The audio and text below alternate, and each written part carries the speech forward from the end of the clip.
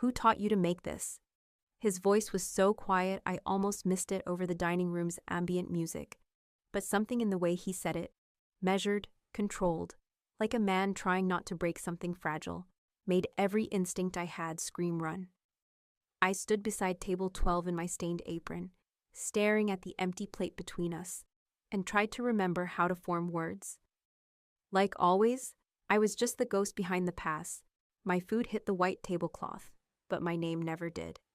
He hadn't looked up yet, just sat there in his perfectly tailored suit, one hand resting on the table, the other holding a wine glass he hadn't touched since I'd walked over. My grandmother, I finally managed. She used to tell stories about a woman who ran a trattoria in a little coastal town. Said her ragu could make grown men cry. That was when he lifted his eyes to mine, and I saw something in them that made my breath catch, something raw and hungry and dangerous enough that I took an involuntary step back. What was the woman's name, he asked. And when I whispered, Costa, I watched his entire world detonate behind those dark, unreadable eyes. He went very still. The kind of still that made you understand stillness was a weapon, that most people moved too much because they didn't know how to contain what lived inside them. Sit down, he said. I need to get back to the kitchen. Sit down. I sat. Not because I was obedient, but because my legs had stopped taking orders from my brain. The chair felt too small, too close to him. He smelled like cedar and something darker, something expensive that probably cost more than my rent. Tell me about this woman, he said, the one who ran the trattoria. I don't know much, just what my grandmother told me. She visited the place once, decades ago, during a summer trip through the coast. Said the woman who cooked there, Costa, I think her first name was Maria or Marie, made the most honest food she'd ever tasted. Simple things, pasta, ragu, bread. But everything was, I searched for the word, true. That's how Nonna described it. True food. His jaw tightened. Something flickered across his face that might have been pain if men like him allowed themselves to feel pain in public. Your grandmother wrote down the recipes? Some of them. Enough that I could recreate a few dishes. The ragu was the hardest. Took me years to get the balance right. I was babbling now, nervous energy spilling out of me. The anchovy has to be so subtle you don't know it's there, and the lemon, late, he interrupted. The lemon goes in late, after the herbs have bruised. My mouth went dry. How did you? Because Maria Costa was my mother. He said it quietly, like a confession he'd never intended to make. And no one has made that dish correctly since the night she died. The restaurant tilted around me. I gripped the edge of the table. I'm sorry, I whispered. I didn't know. I wouldn't have. You recreated it from a notebook and stories. He leaned forward, and suddenly there was no space left between us, just his presence and my hammering heart. Do you understand how rare that is? How impossible? I just followed what she wrote. No. His voice dropped lower, intimate and dangerous. You understood it. You tasted it in your mind before you ever put it on a plate. That's not technique. That's gift. For a second, I forgot to be scared of him, because no one had ever said it like that before. Like I was the rare thing, not the recipe. The way he said gift made it sound like a curse. I want you to come work for me, he said. I blinked. What? I own 6 restaurants in this city, 3 with Michelin stars. I'm opening a 7th next month in Tribeca. You'll run the kitchen, full creative control. Salary that will make whatever Dylan's paying you look like charity. It was everything I'd dreamed of. The exact offer that should have made me weep with gratitude. So why did it feel like a trap? I can't, I said. His eyes narrowed. Can't or won't? Both. I pushed my chair back, stood up. Needed distance, needed air. I appreciate the offer, but I'm not interested in being someone's trophy chef. Trophy. He said the word like it tasted wrong. You think that's what this is? I think men like you don't offer life-changing opportunities to line cooks in failing restaurants unless they want something. My voice came out steadier than I felt. And I've already learned what happens when powerful people want my food badly enough. They take it, put their name on it, pretend I was never there. Something shifted in his expression. Recognition, maybe, or respect. You've been burned before, he said. Badly enough that I don't trust golden cages anymore, no matter how pretty they look. He stood, and I realized for the first time how tall he was, how much space he took up just by existing. He pulled a card from his jacket, set it on the table between us. Adrian Costa, he said. When you change your mind, and you will, call that number. I won't change my mind. Yes, you will. He buttoned his jacket with the kind of precision that suggested he did everything with that same controlled intensity. Because in about 48 hours, you're going to realize that putting that dish on the menu tonight was the equivalent of walking into a war zone and painting a target on your back. And when that happens, when you understand exactly what you've stirred up, you're going to need someone who can protect you. Protect me from what? From the people who've been using this restaurant for the past 6 months. The ones who've turned it into a very convenient place to clean very dirty money. He moved past me toward the door, then paused. You really didn't know, did you? About the Rinaldis. About what Dylan's been letting them do here. My stomach dropped. What are you talking about? Ask your head chef why strangers in expensive suits keep having meetings in the back room. Ask him why the books never quite add up, why the restaurant's always broke despite steady business. Adrian looked back at me, and there was something almost like pity in his eyes.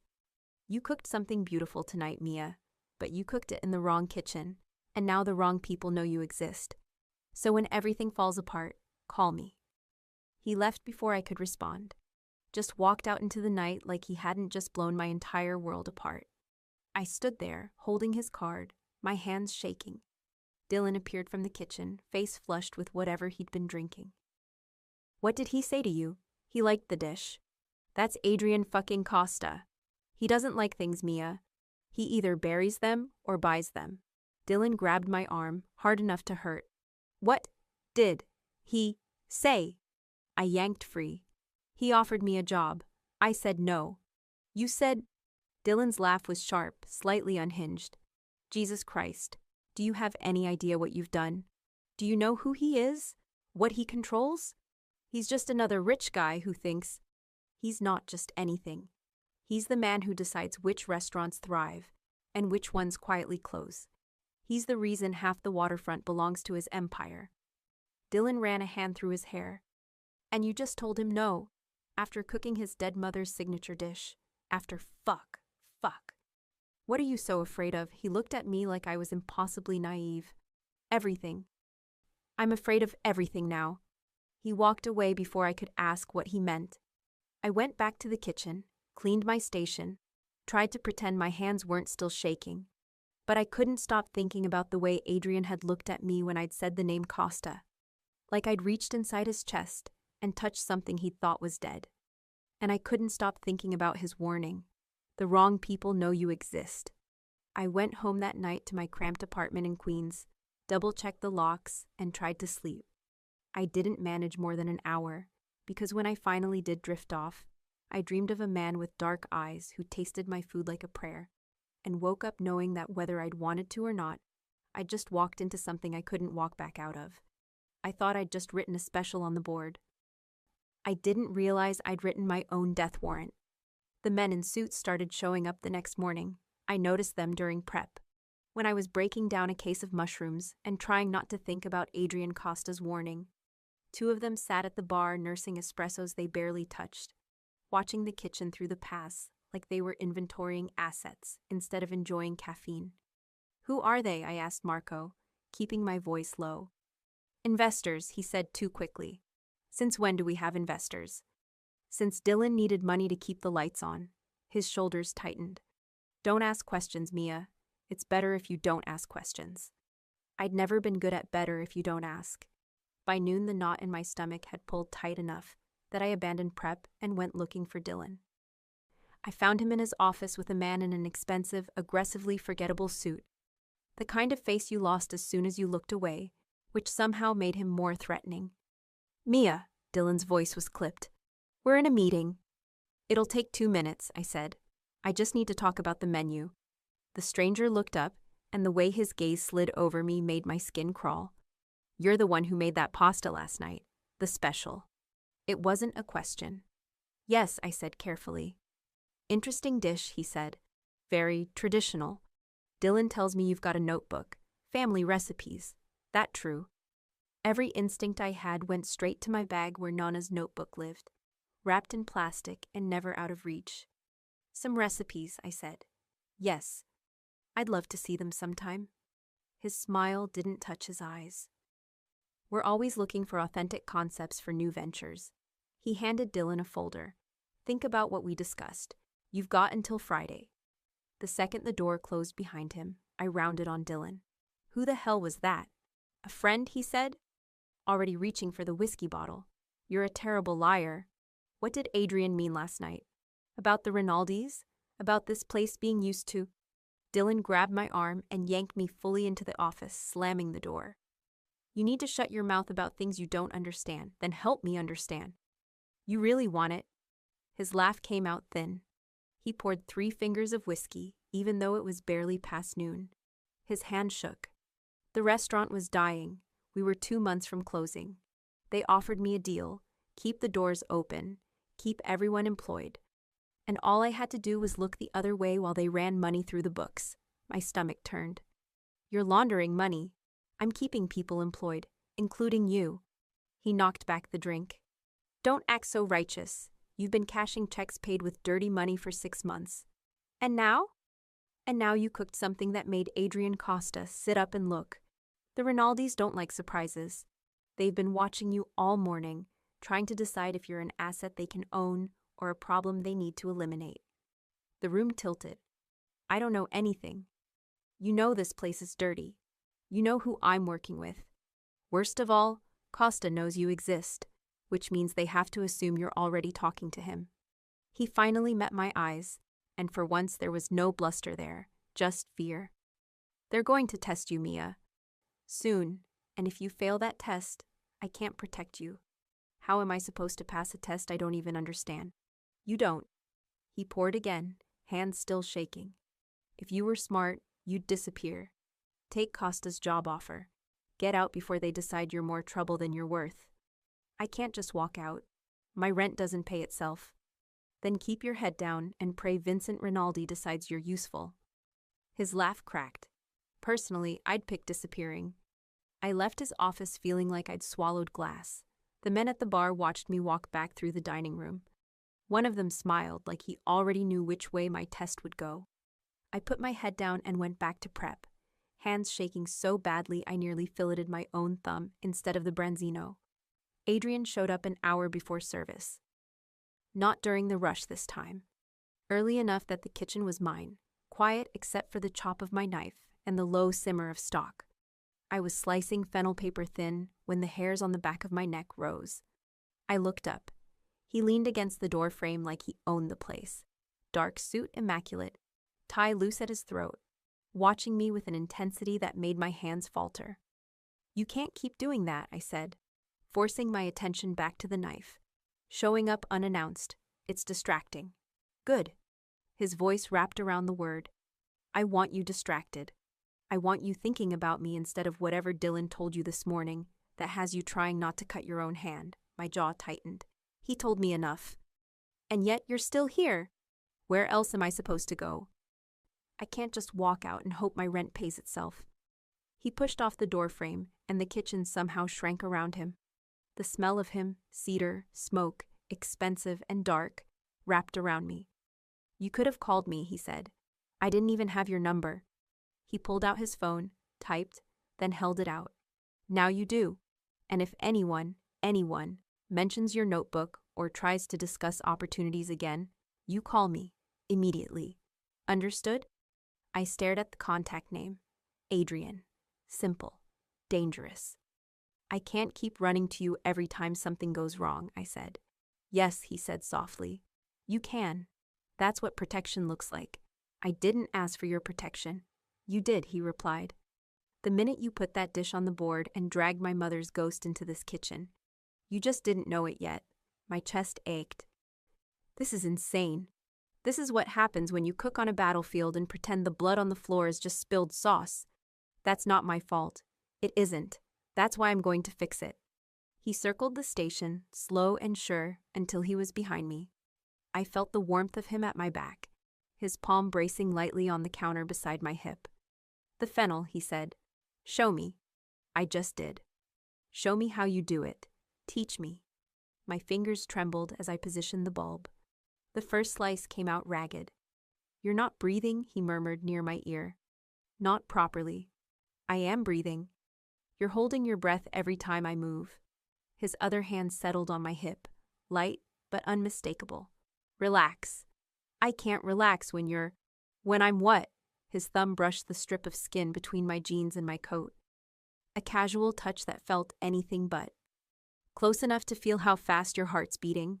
Close enough for you to wonder what it would be like if I put my hand a little higher. Heat rushed up my neck. This is a bad idea. You keep saying that, he said, but you haven't moved away.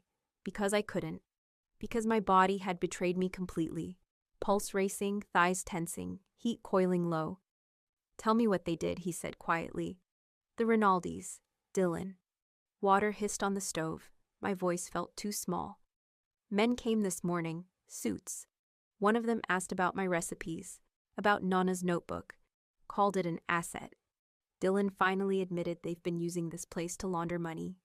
He said they're trying to decide if I'm worth controlling or safer as a problem they eliminate.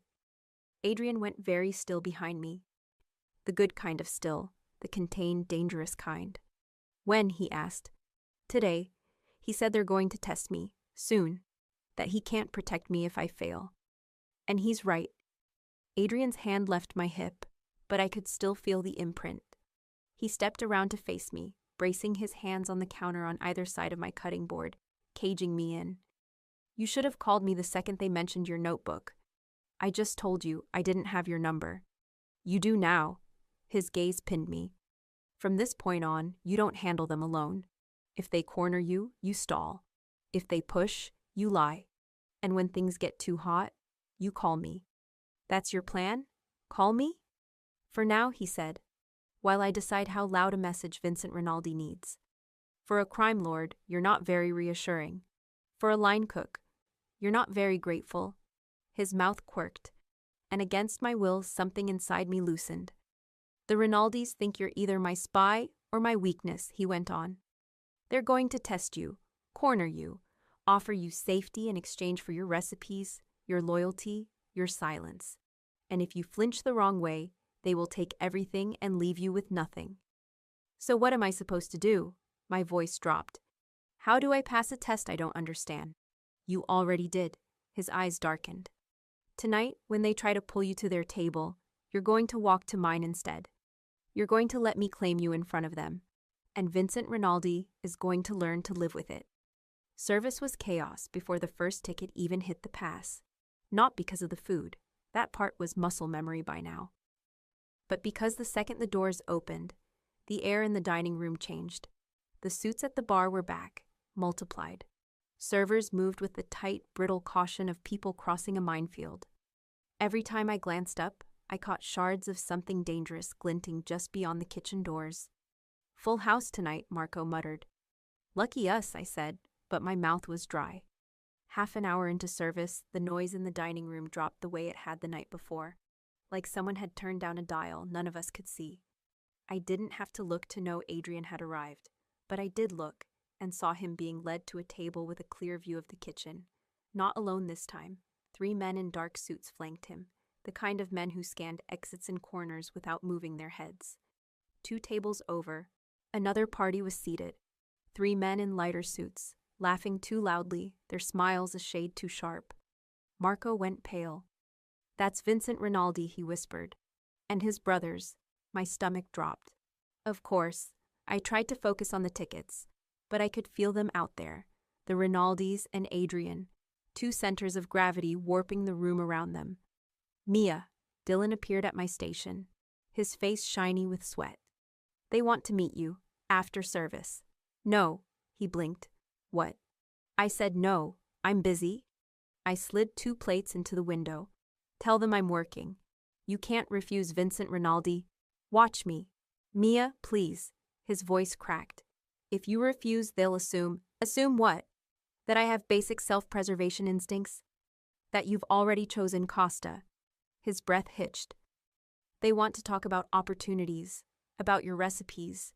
If you walk away now, I'm not walking anywhere, I said. I'm cooking. That's it. He swore under his breath and disappeared. The rest of service felt like cooking with a gun pointed at the back of my head. When the last ticket finally came through, my shoulders ached from tension. I was scrubbing down my station, trying to ignore the way my hands were still shaking, when two of the men who'd been haunting the bar all day appeared in the doorway. "Miss Hale," one of them said. "Mr. Rinaldi would like a word." "I'm off the clock," I said.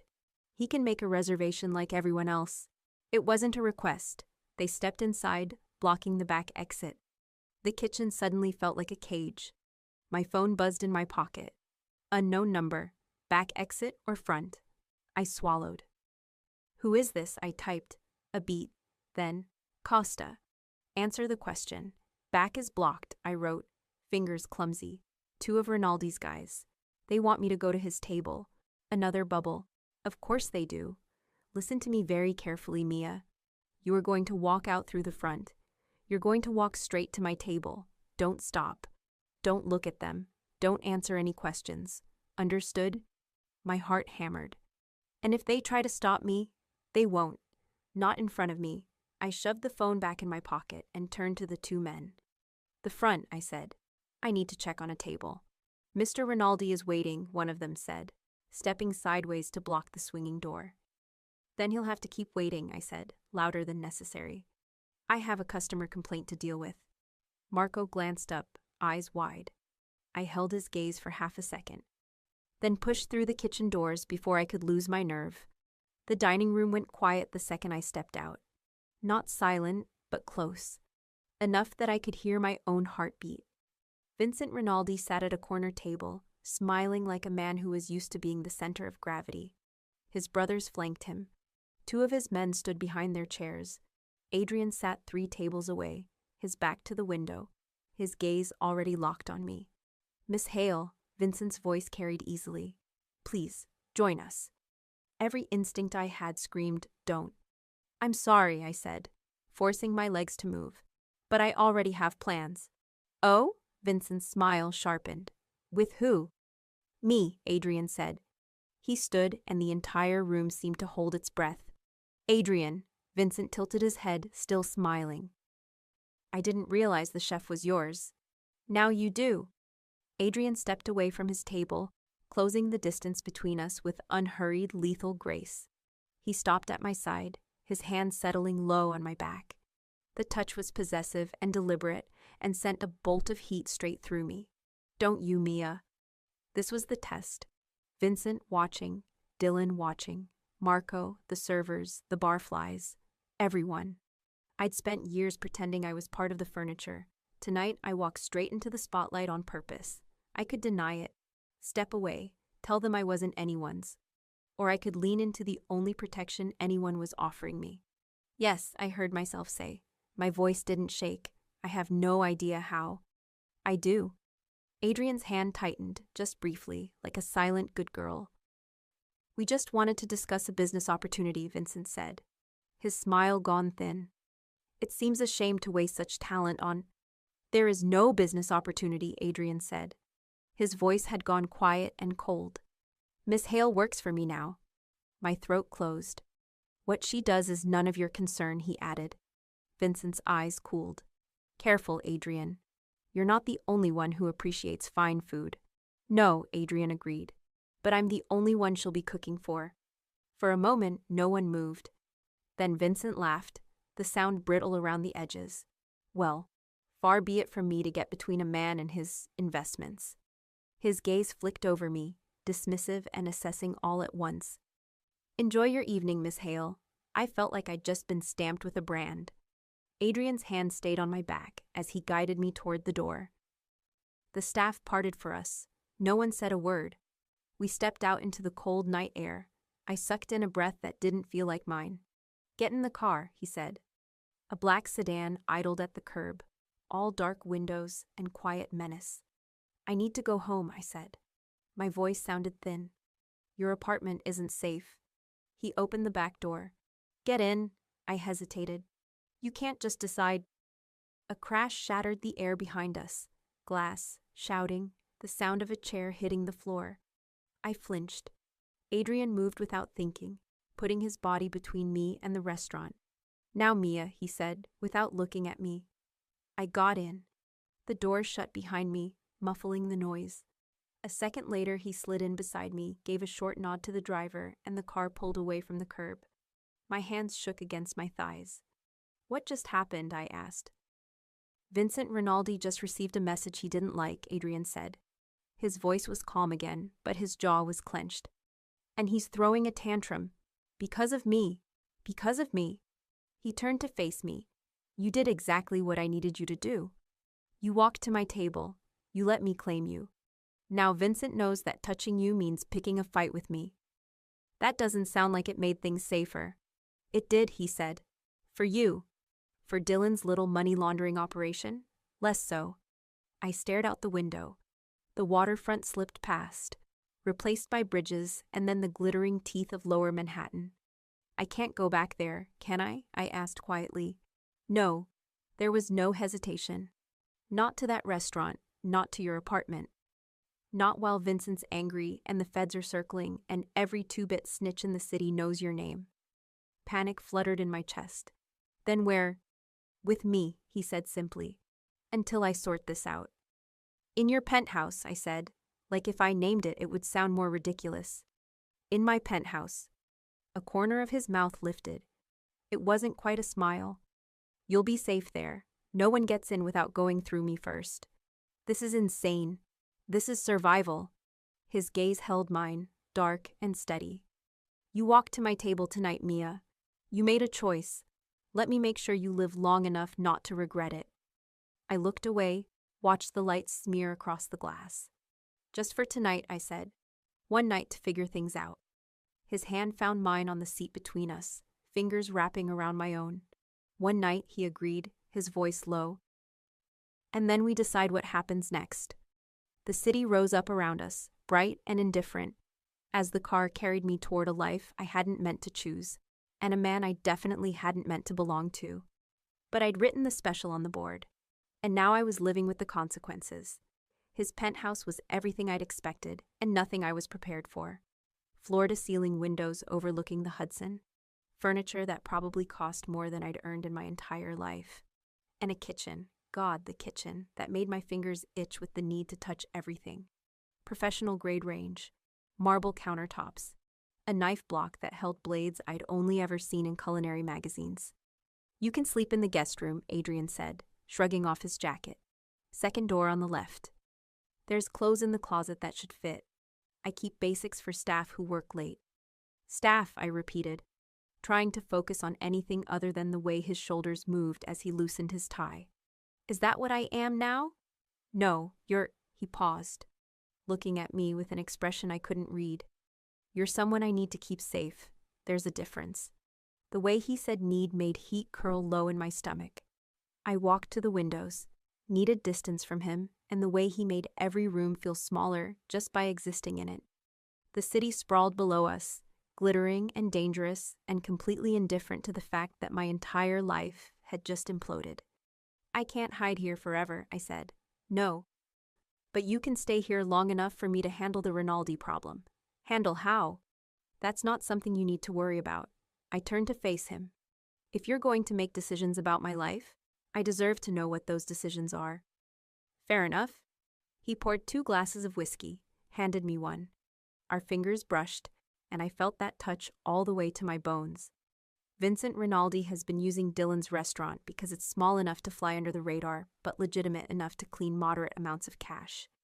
But now he has a complication, me. And Vincent knows that if I decide I want that restaurant, or more specifically the chef who works there, he can't stop me. So what does he do? He either tries to buy your loyalty, which he's already attempted, or he tries to eliminate you as a variable." Adrian sipped his whiskey, watching me over the rim of the glass. "Unless I make it clear that you're under my protection. That touching you means war." "And how do you make that clear?" "By making you mine in a way he can't ignore." My breath caught. "I don't belong to anyone." "I know, but Vincent doesn't need to know that." He set down his glass, moved closer. "If he believes you're with me, not just working for me, but with me, he'll back off." Find another restaurant, another chef. You become too expensive to target.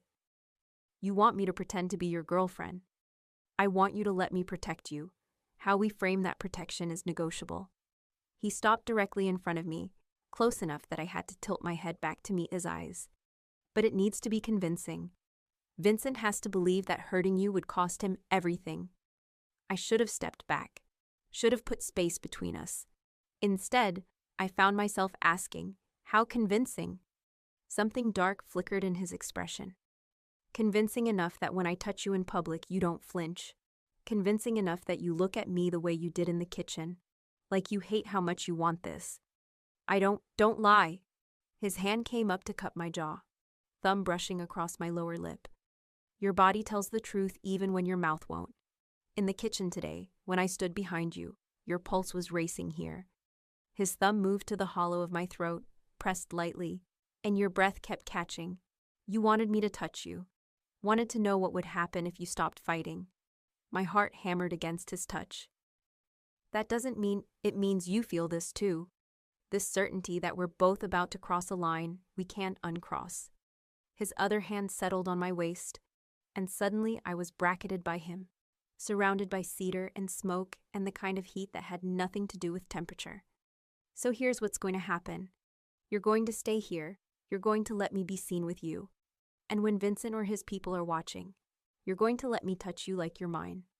And when they're not watching, his eyes darkened. That depends on whether you want me to stop. I couldn't breathe. Couldn't think past the way his thumb was tracing lazy circles on my waist.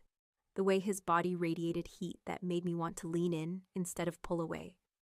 This is a bad idea, I whispered. The worst. His forehead nearly touched mine. But I stopped caring about good ideas the moment you said my mother's name. Adrian!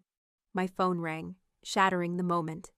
He stepped back with a sound of frustration, and cold air rushed in where his warmth had been. I grabbed my phone with shaking hands. Unknown number. Don't answer it, Adrian said, but I already had. Hello? Heavy breathing. Then, you made a choice tonight, Miss Hale. We hope it was worth it.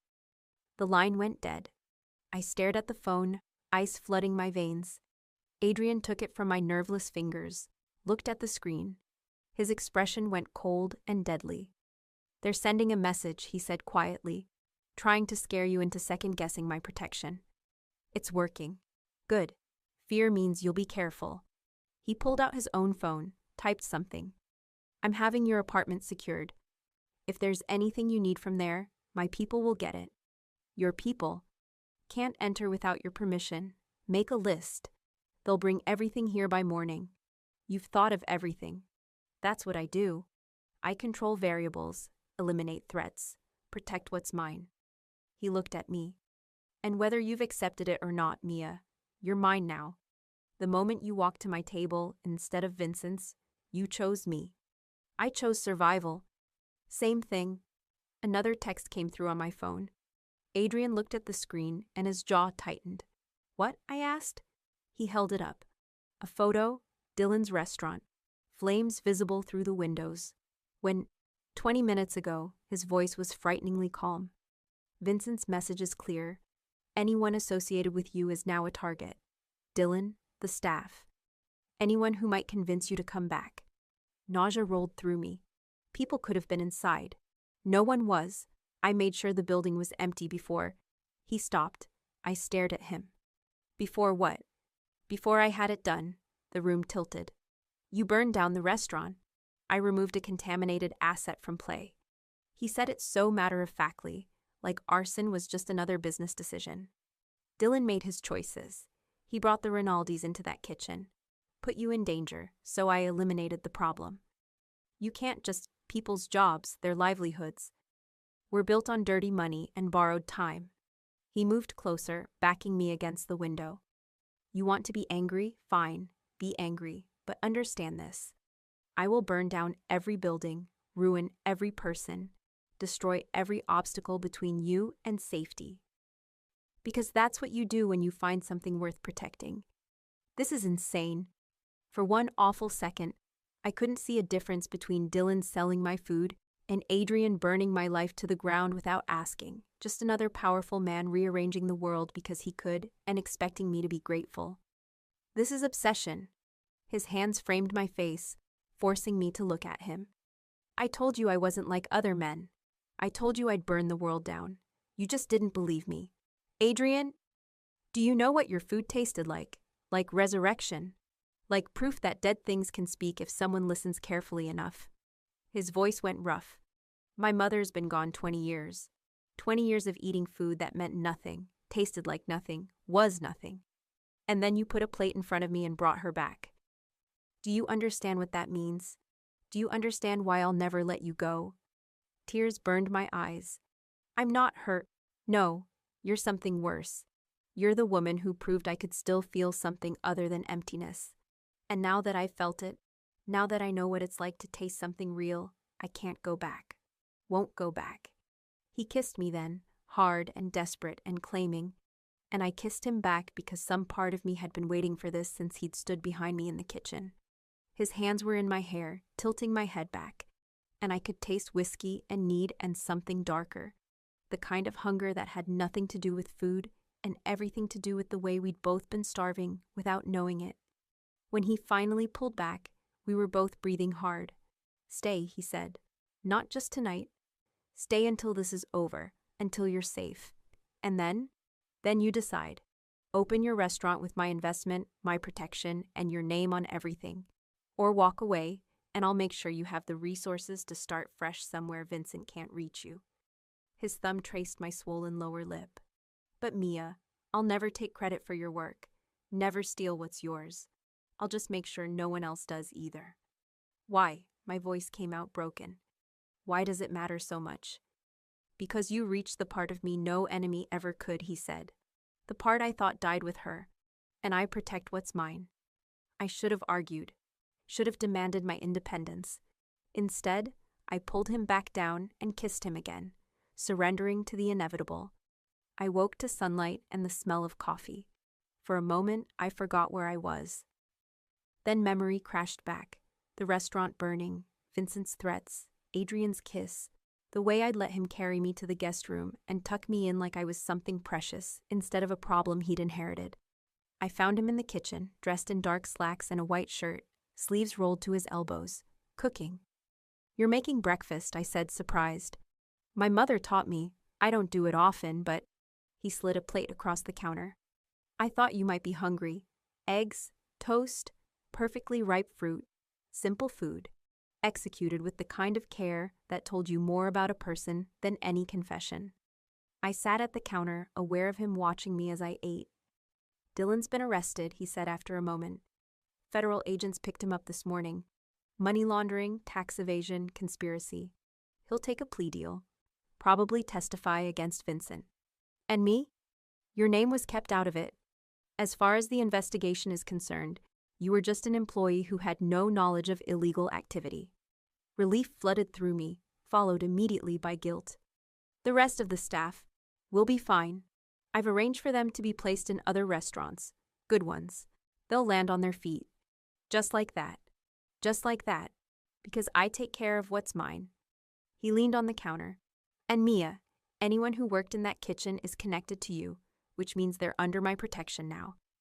The possessiveness should have terrified me. Instead, it made me feel something I hadn't felt in months. Safe. What happens now? I asked.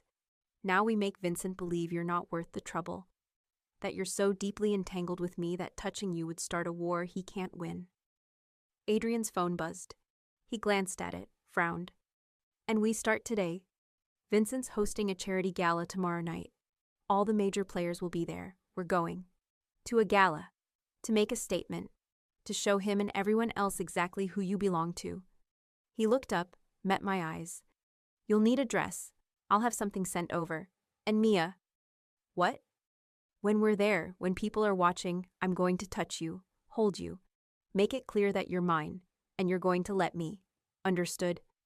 My pulse kicked up. How will you touch me? Something dark and hungry flickered across his face. However I need to. Hand on your back, arm around your waist, maybe my mouth at your ear, whispering things that make you blush. He moved around the counter, crowding into my space. And if Vincent or his people get too close, I might need to kiss you. Make it very clear that you've been thoroughly claimed. My voice failed as his hand settled on my thigh, just above my knee. That's what. His thumb traced small circles on the inside of my thigh, and heat shot straight through me. Too much? Not enough? Tell me where your limits are, Mia, because once we walk into that gala, I'm not holding back. I couldn't form words, couldn't think past the way his touch was making my entire body come alive. No limits, I heard myself whisper. Just don't hold back. His eyes darkened. Dangerous thing to say to a man who's been fantasizing about you since the moment you walked out of that kitchen. Fantasizing about what? About the way you'd taste, the sounds you'd make, whether you surrender in bed the way you do when you cook, completely, holding nothing back. His hand slid higher and I stopped breathing. About whether your body would shake for me the way it shook in the kitchen when I stood behind you. Adrian, my phone rang. We both froze. He looked at the screen and his expression shifted. It's the FBI, Agent Morrison. My stomach clenched. What do I? Answer it. Be honest. Tell them you had no knowledge of Dylan's activities. And Mia. He squeezed my thigh once, then stepped back. I'll be right here, I answered with shaking hands. Hello? Miss Hale? This is Agent Morrison with the Financial Crimes Unit.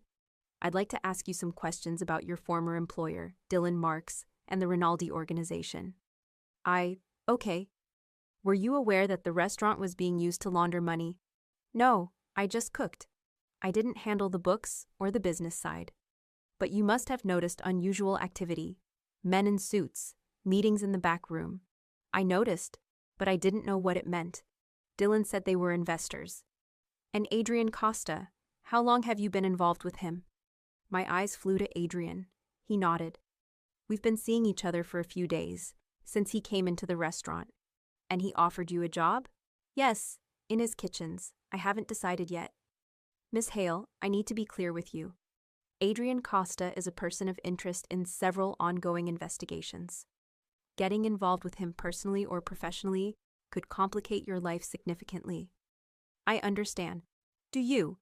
Because from where I'm sitting, it looks like you've gone from one dangerous situation directly into another. A pause. If you need help extracting yourself from this relationship, we can provide protection. I don't need protection from Adrian. The words came out fierce, certain. He's helped me, that's all. That's what they all say, until it's too late. Another pause.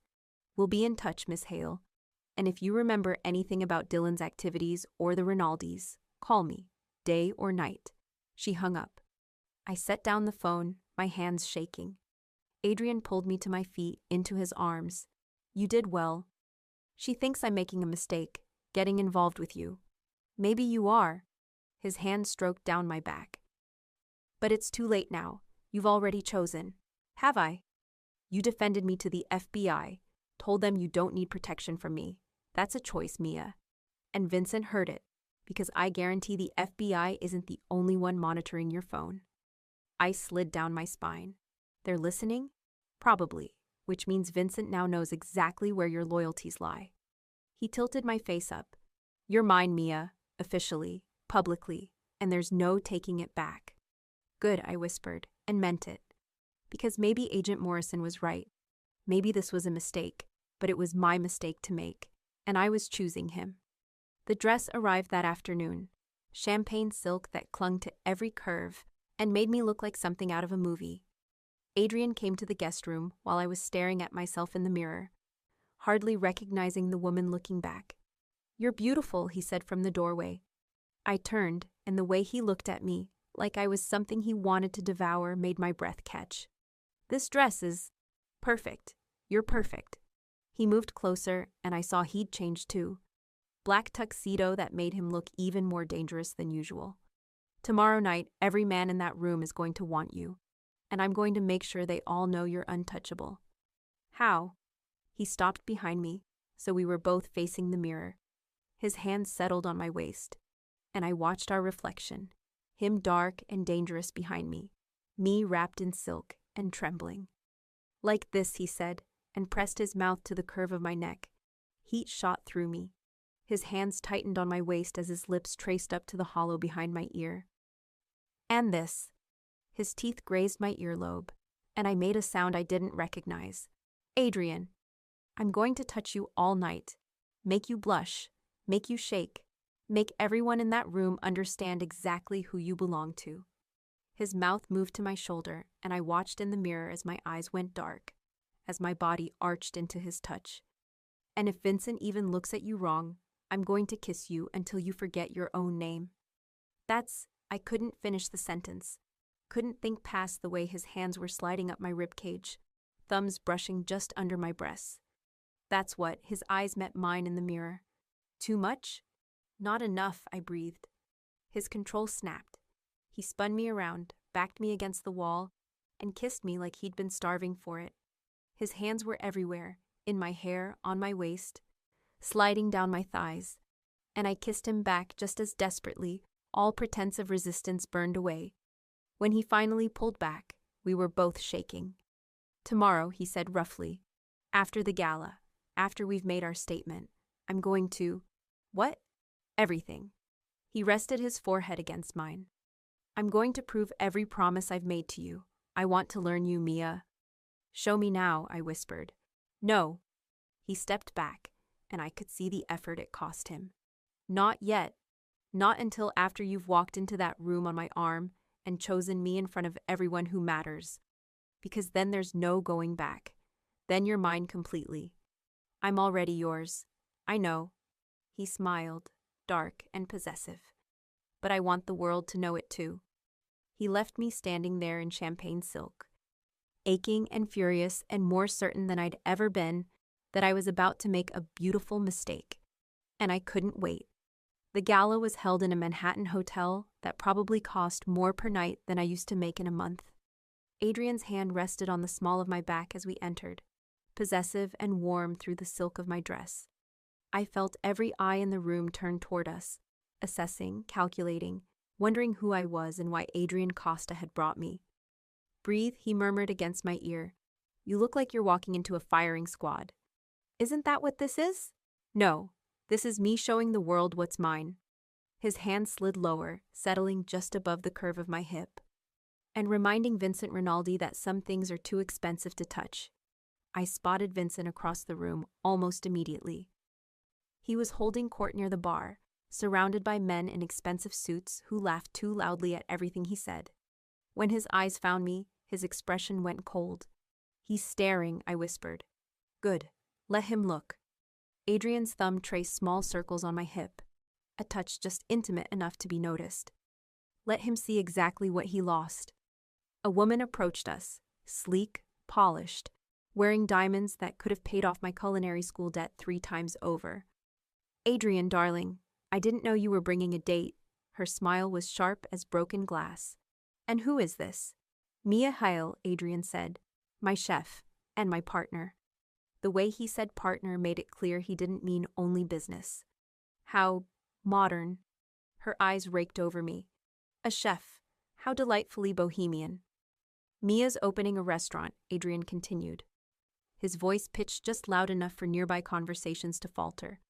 With my full investment and backing, it's going to redefine the waterfront dining scene. I blinked up at him. We hadn't discussed this. Not like that. Not with announcements. But he was making a statement. Not just claiming me, but my future. Making it clear I was under his protection in every direction that mattered. How exciting, the woman said, though her tone suggested it was anything but. I'm sure we'll all be interested to see how that turns out. She drifted away. I turned to Adrian. You can't just announce, I can, I am. He guided me toward the bar. Vincent needs to understand you're not just someone I'm sleeping with. You're someone I'm investing in, building a future with. Someone worth protecting with everything I have. But what if I don't want, you do want it?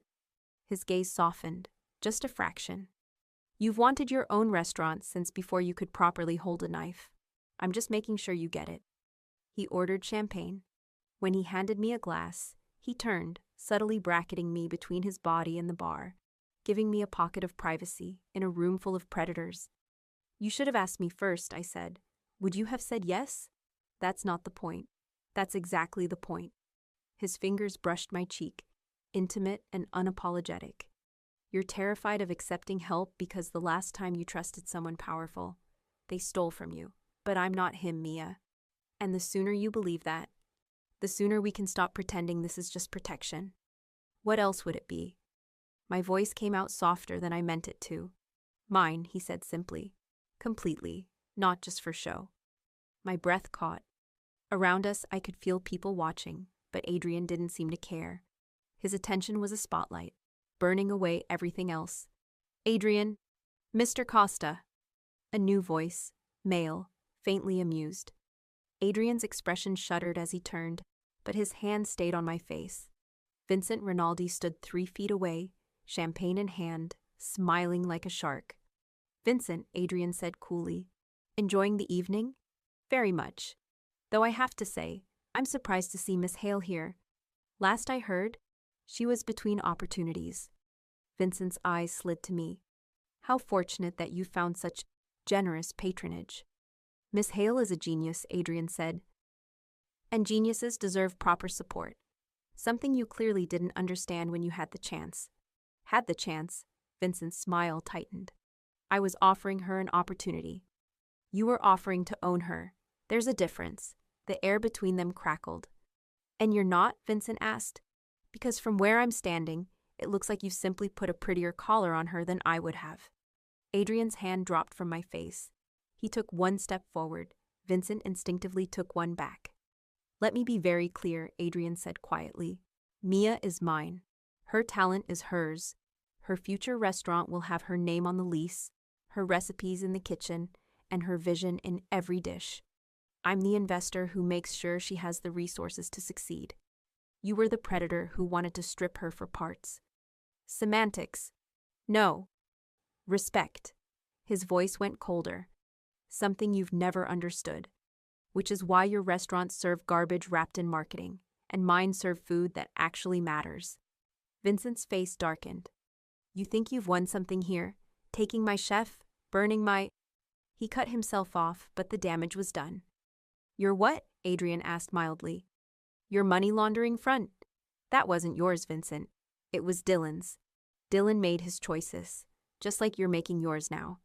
Is that a threat? It's a fact. The FBI is very interested in your financial activities. I'd focus on that instead of chasing chefs who don't want you. Vincent looked at me. You have no idea what you've gotten yourself into. He's not your savior, sweetheart. He's just a better class of devil. Maybe, I said, surprising myself. But at least he's a devil who respects my work. You just wanted to steal it. Vincent's expression went flat. You'll regret that. No, Adrian said. She won't. Because if you so much as look at her wrong from this point forward, I won't have to lift a finger. Your own books will bury you. He took my hand and walked away, leaving Vincent standing alone with champagne and fury. That wasn't smart, I said when we were out of earshot. Poking him like that. That wasn't poking. Adrian pulled me onto the dance floor as the music swelled. That was a goodbye. His hand settled on my waist, his other hand catching mine. Suddenly we were dancing, and my body was moving with his like it had always known how. You announced my restaurant without asking me, I said, trying to cling to indignation instead of the way my pulse jumped when he pulled me closer. I announced your dream, he corrected. Your name on the door, your recipes protected, your kitchen, your rules. I'm just the capital behind it. And what do you get? You. His eyes didn't leave mine. Front row seat to everything you build. The right to sit at your counter and watch you do what you were born to do. The privilege of knowing you're safe because people know you're under my protection. That's not how business works. This isn't business. His mouth brushed my ear and my breath stuttered. This is obsession. I told you that from the beginning. Heat pooled low in my belly. And after tonight, I whispered. After tonight, he said softly, when everyone who matters has seen you on my arm and knows exactly who'd come for them if they touched you. I'm taking you home, and I'm going to show you exactly what you mean to me. His teeth grazed my earlobe. My knees went weak. What if I've already chosen? I asked. Then he murmured, I'm going to make sure you never regret it. The song ended. He didn't let go. "Let's go," he said. "The gala's not over." "I don't care. I've made my statement. Vincent knows. The room knows. I'm done sharing you with people who think they're entitled to anything you are." He led me out of the ballroom, his hand strong around mine, and for once I didn't resist. We barely made it through his penthouse door before his control finally cracked. His mouth claimed mine, hot and hungry, and I kissed him back with everything I'd been trying to hold in. His hand slid into my hair, down my back, anchoring me like I was the only solid thing in his world. "I've been thinking about you in that dress all night," he said against my lips. "Thinking about the way you looked at me on that dance floor. Thinking about how fast your pulse was when I touched you." "Then stop thinking," I breathed, "and do something about it." He lifted me, and my legs wrapped around his waist. The kiss deepened, turned reckless.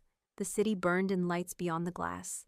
But all I felt was him, the taste of champagne on his tongue, the rough edge in his voice when he said my name like it was the only one that mattered. He carried me down the hall, not to the guest room, but to his. He set me down at the edge of the bed and framed my face in his hands. "I need you to understand something," he said, voice rough. "This isn't just tonight. This isn't just protection. This isn't just convenient." "What is it then?" My heart hammered. "Everything." His thumb swept across my lower lip. "You reached the part of me I thought died on a kitchen floor 20 years ago. You brought my mother back with a plate of food. You made me feel something real when I'd been numb for half my life. And now I need all of you. Not just your talent, not just your food. You." The honesty in his eyes undid me. "Then take me," I whispered. "I'm yours." Something in his expression went raw and reverent all at once. "Say it again," he rasped. "I'm yours, Adrian, completely." He kissed me like he believed me, like he'd been waiting to hear those words in my voice since the first bite of ragu. His hand slid to my waist. The world narrowed to heat and breath, and the sound of my own heartbeat roaring in my ears. The rest blurred, soft silk and warm skin. The scrape of his stubble against my throat. The low Italian words he didn't bother to translate. The way he said my name like a vow. The city lights watched through the glass as his careful control fell away, and mine did too. When everything finally broke open and I came apart in his arms, I knew there was no going back. I was his, and in all the ways that mattered, he was mine. I woke to sunlight and the smell of coffee.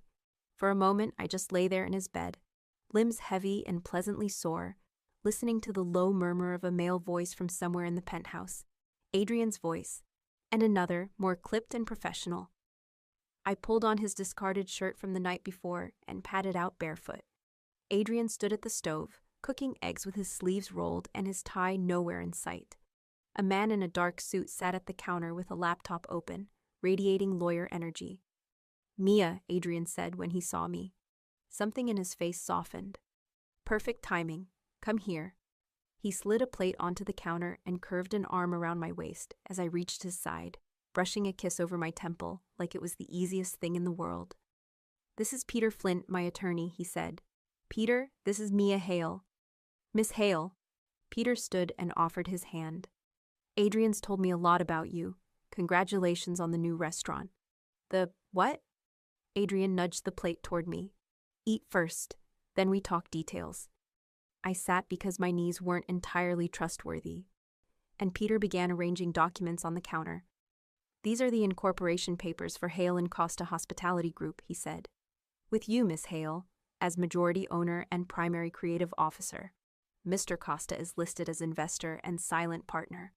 The lease is in your name exclusively. All recipes and creative work are your sole intellectual property. Mr. Costa's capital is structured as a zero-interest loan, repayable only once the restaurant is profitable." I stared at the papers. "This is everything you wanted," Adrian said quietly from beside me. "Your name, your control, your menu. I'm just the scaffolding." "And if I decide I don't want you involved?" I asked. Adrian slid a final document across the counter. "Then you invoke this clause and buy me out for $1. $1? I told you," he said. "This isn't about owning you. It's about making sure no one ever can." My throat tightened. "There's also a personal protection agreement," Peter added. "Mr. Costa has arranged security. legal representation, and financial resources for your safety, with specific reference to any threats involving the Rinaldi organization. That protection continues regardless of your romantic or professional relationship with him. Even if I walk away, I asked. Especially if you walk away, Adrian said. Because you matter separate from me, and I take care of what matters. It was the most possessive, accidentally feminist thing anyone had ever said to me. My hands shook a little as I picked up the pen and signed. Each page felt like stepping into a life I'd been sketching in the margins of notebooks for years. When we were done, Peter packed up his briefcase. "Welcome to restaurant ownership, Miss Hale. I expect great things." He left. The penthouse felt oddly quiet. "Why?" I asked. Adrian set his hands on my hips and drew me closer between his knees. "Because you cooked my mother's dish. Because you're talented and stubborn and refuse to let anyone diminish you. Because watching you cook is like watching someone pray. Because you reached the part of me no enemy ever could." He brushed his knuckles along my jaw. "And because I protect what's mine by making sure it can stand on its own." Before I could answer, my phone rang. Agent Morrison. I glanced at Adrian. He nodded once. "Hello? Miss Hale, this is Agent Morrison with the Financial Crimes Unit. I wanted to let you know we arrested Vincent Rinaldi and several associates this morning. Money laundering, racketeering, conspiracy. The case is solid. You're no longer in danger." Relief hit so hard my knees wobbled. Adrian's hand steadied me at my hip. "That's good news," I managed. "You should also know," Morrison continued, "that several anonymous financial records and internal documents appeared on my desk in the past week. They filled in all the gaps. Someone wanted to make sure we had everything we needed." I looked at Adrian. "Well," I said, "I'm glad justice is being served." "So am I. Take care of yourself, Miss Hale, and be careful who you trust." She hung up. "You gave them the evidence," I said. "I gave them the truth," he replied. "What they did with it was their choice. You've been building this for months." "I've been preparing for the moment he overstepped," Adrian said. "You just gave me the perfect reason to act sooner instead of later." "You're terrifying," I murmured. His mouth brushed my forehead. "I know, but I'm your kind of terrifying, aren't I?" I thought about the contracts with my name on them, the way he'd made sure my recipes were mine, the way he'd dismantled Vincent's empire with paper and law instead of bodies, the way he'd told the whole room my restaurant would carry my name. "Yes," I said. "You are." "Good," he smiled then, the rare, real one. "Because I'm not going anywhere, and neither is this." 3 months later, I stood in the kitchen of my restaurant. Hale, spelled in clean gold letters above the door. The dining room was full. Critics, food writers, people who thought they'd discovered me tonight, even though I'd been sweating over hot stoves for years. Half the reviews tried to name-drop Adrian, but the ones that mattered got it right. Chef Mia Hale has arrived. Not Adrian Costa's girlfriend. Not anonymous kitchen ghost. Just me. I plated the last dish of the night, a refined version of my grandmother's ragu, the one with 3 hearts in her notebook, and looked up through the pass. Adrian sat at the table by the window, the one with the best view of both the city and my line. His jacket was on the back of his chair, his shirt sleeves rolled, his tie gone. His eyes were on me, dark and steady and impossibly proud. He'd kept his word. On paper, he was a silent partner. In practice, he was my loudest champion. I sent the plate out, watched the server set it down in front of him, watched his shoulders go quiet when he took the first bite, the way they had that first night in Dylan's doomed restaurant, watched his eyes close. When he opened them again, he found me instantly, and the look he gave me, pride and hunger and possession and something softer threaded through, hit harder than any review ever could. After service, he slipped into the kitchen while my staff finished cleanup. He waited until I'd wiped down my station, then hooked an arm around my waist and pulled me in. "You were extraordinary tonight," he said.